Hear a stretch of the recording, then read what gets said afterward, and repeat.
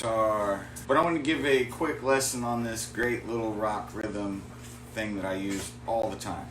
So we look at an A chord, like that, right? And oftentimes people go from A to a D shape, and then an E. It's like here's your A shape, here's your D shape, here's your E shape. Show you a great little trick that I learned from Kossoff. If you play A like that, instead of playing D this way, you put your middle finger down on the 3rd fret of the 2nd string and your ring down on the 4th fret of the 4th string, you get this great little chord here.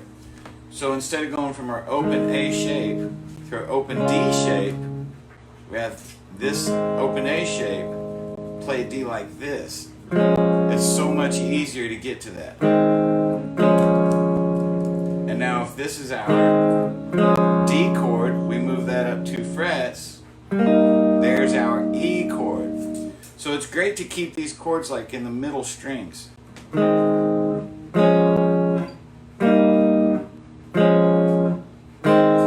That's so much easier than playing an open A to open D to an open E.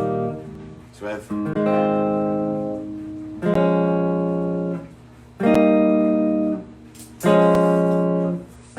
million riffs that have this in there. Or like All Right Now. You know, you hear it everywhere. So one more time. Here's our open A. There's our D, and all that we're doing is, instead of playing D like this, we're taking that F sharp and we're putting it on the 4th string. It's just so much easier to grab it. So now we're essentially just playing the 2nd, 3rd, and 4th strings. And now to get our E, we just move that up 2 frets.